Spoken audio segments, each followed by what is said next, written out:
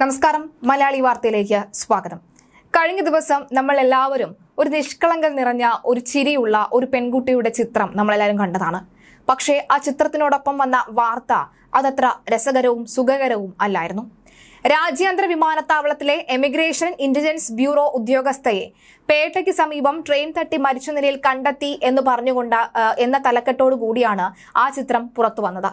ഇപ്പോഴിതാ ഇത്തരത്തിൽ ട്രെയിൻ തട്ടി മരിച്ച സംഭവത്തിൽ ദുരൂഹത ഏറുകയാണ് എന്ന കണ്ടെത്തലുമായി പോലീസ് രംഗത്ത് വരികയാണ്.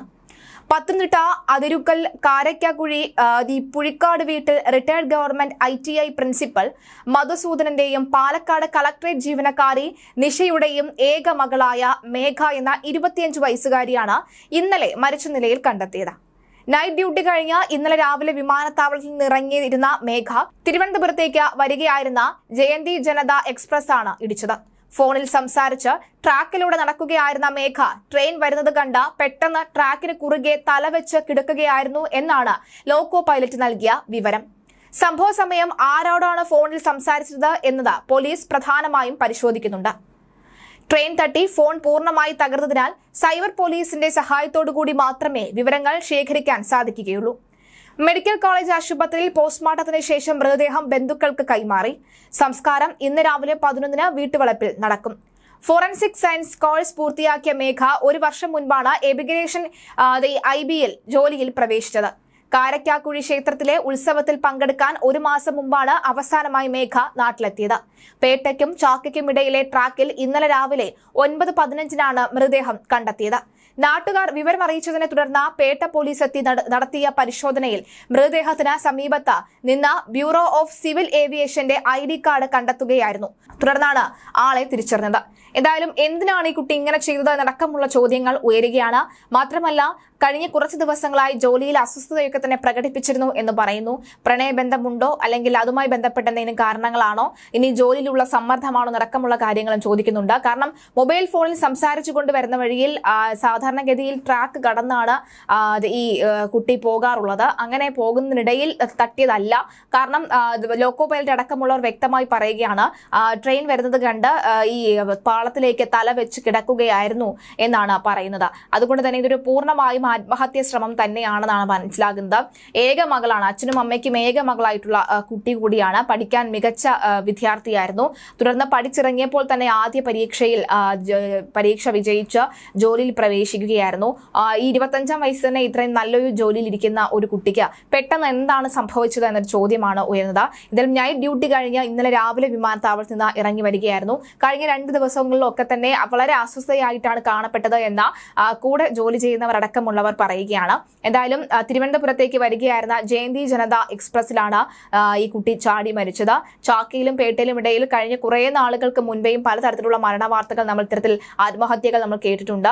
എന്നാൽ കുറെ നാളിന് ശേഷമാണ് ഇത്തരത്തിൽ ഇപ്പോൾ ഒരു ആത്മഹത്യ കൂടി കേൾക്കുന്നതും. 25 വയസ്സ് മാത്രം പ്രായമുള്ള ഒരു പെൺകുട്ടിയുടെ വാർത്ത. കഴിഞ്ഞ ദിവസം തിരുവനന്തപുരം ചാക്കയിൽ രാവിലെയൊക്കെ തന്നെ ഞെട്ടലോടുകൂടിയാണ് ആളുകൾ ഉണർന്നത് ഈ വാർത്ത കേട്ട്. പക്ഷേ ഇപ്പോൾ അവിടെയുള്ള ആളുകൾക്കൊക്കെ തന്നെ ഇപ്പോൾ സർവ്വസാധാരണമായിരിക്കുന്നു. ഇത്തരത്തിൽ ഡെഡ് ബോഡി കിട്ടി അല്ലെങ്കിൽ ശവം കണ്ടു എന്നാണ് റെയിൽവേ ട്രാക്കിനടുത്ത് താമസിക്കുന്നവരൊക്കെ തന്നെ ഇങ്ങനത്തിൽ മരണം സംഭവിക്കുമ്പോൾ പറയാറുള്ളത്.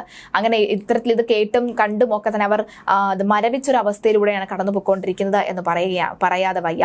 മാത്രമല്ല, കഴിഞ്ഞ കുറെ നാളുകൾക്ക് ശേഷം പിന്നെ ഇങ്ങോട്ട് ഇപ്പോൾ കേൾക്കുന്നത് ഷൈനിയുടെയും മക്കളുടെയും ഓർമ്മയുണ്ടാകും. ഏറ്റുമാനൂരിൽ ഷൈനിയും മക്കളും ഈ ട്രെയിനിന് മുന്നിൽ ചാടി മരിച്ച സംഭവം.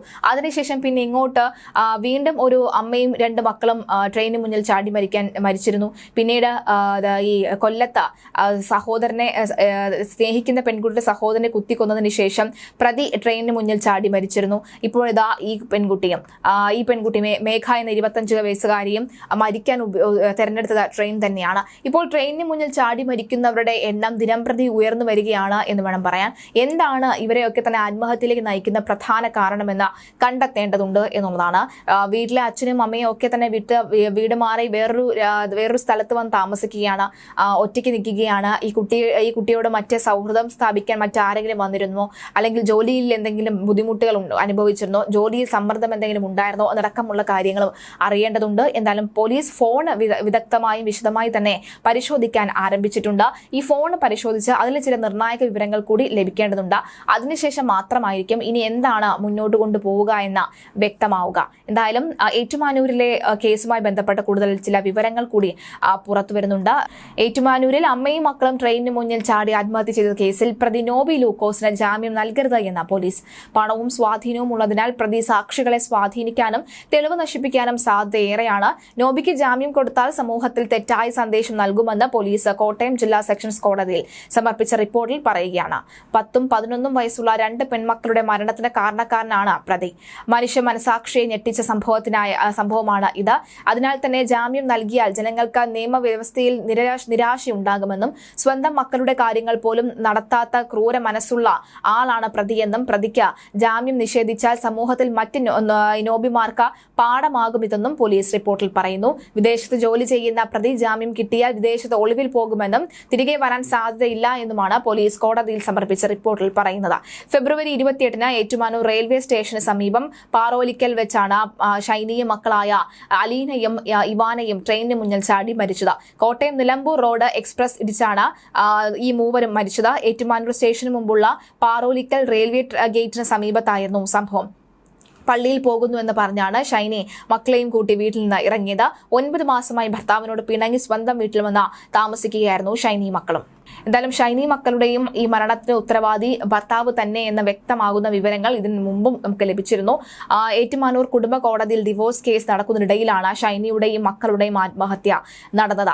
കുടുംബപരമായ പ്രശ്നങ്ങളും BSc നഴ്സിംഗ് ആയിട്ട് ജോലി കിട്ടാത്തതിന്റെ വിഷമങ്ങളും ഷൈനിക്ക് ഉണ്ടായിരുന്നു. മരിച്ച അലീനയ്ക്ക് 11 വയസ്സും ഈ വിമാനയ്ക്ക് 10 വയസ്സും മാത്രമാണ് പ്രായമുണ്ടായിരുന്നത്. ഇതിനിടയിൽ തന്നെ എന്തുകൊണ്ട് അവർ ട്രെയിനിന് മുന്നിൽ ഒരു ഭയവുമില്ലാതെ, അന്ന് ലോക്കോ പൈലറ്റ് പറഞ്ഞിരുന്നത് ട്രെയിൻ വന്നപ്പോൾ ഉച്ചത്തിൽ ഹോണടി കേട്ടിരുന്നു. പക്ഷെ ആ സമയത്തൊക്കെ തന്നെ പൂർണ്ണമായും അതായത് ഈ കുട്ടികളെ ചേർത്ത് പിടിച്ചുകൊണ്ട് അമ്മ ശക്തമായി തന്നെ നിൽക്കുകയായിരുന്നു എന്നാണ് പറയുന്നത്.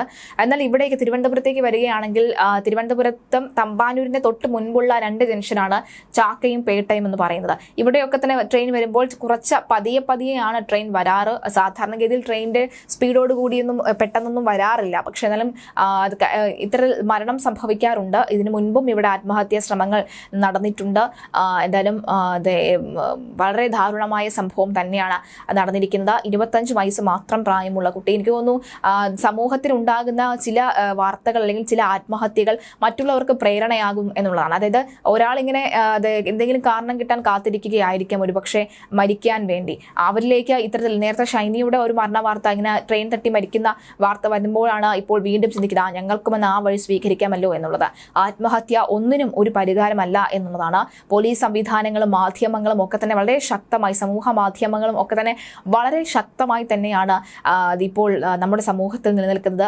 അതിനാൽ തന്നെ നമുക്ക് എന്തെങ്കിലും ബുദ്ധിമുട്ടുണ്ടെങ്കിൽ സ്വന്തം മൊബൈൽ ഫോൺ ഉപയോഗിച്ച് നമുക്ക് നമ്മുടെ ഫേസ്ബുക്കിലോ യൂട്യൂബിലോ വാട്സാപ്പിലോ എവിടെയാണ് നമുക്ക് നമ്മുടെ അനുഭവങ്ങൾ, നമ്മുടെ ദുരനുഭവങ്ങളൊക്കെ തന്നെ ഒന്ന് ഷെയർ ചെയ്താൽ അതിന് പരിഹാരം ഉടനടി ലഭിക്കുമെന്നുള്ളിടത്താണ് ഈ ലോകത്തിന്റെ ഇപ്പോഴുള്ള വളർച്ചയെക്കുറിച്ച് നമ്മൾ മനസ്സിലാക്കേണ്ടത്. ആത്മഹത്യ ചെയ്യേണ്ട, ഒന്ന് സമയമെടുക്കൂ, പിന്നീടൊക്കെ തന്നെ നമ്മുടെ മുന്നിലുള്ളത് മികച്ച ഒരു ദിവസങ്ങളായിരിക്കാം എന്നുള്ളിടത്താണ് വരുന്നത്. എന്തായാലും ഷൈനിയെ സംബന്ധിച്ച് മറ്റ് പിന്തുണയൊന്നും ലഭിക്കാത്തതാണ് ഷൈനി തളർത്തിയത് എന്നുള്ളതാണ്. പിന്തുണയൊന്നും വേണ്ട, ഒറ്റയ്ക്ക് നേരിടാൻ നമുക്ക് ധൈര്യം ഉണ്ടാകുമെന്നുള്ള ഉറപ്പ് ഉണ്ട്. എന്നാലും ആത്മഹത്യ ഒന്നിനും ഒരു പരിഹാരമല്ല എന്ന് വ്യക്തമാക്കുകയാണ്.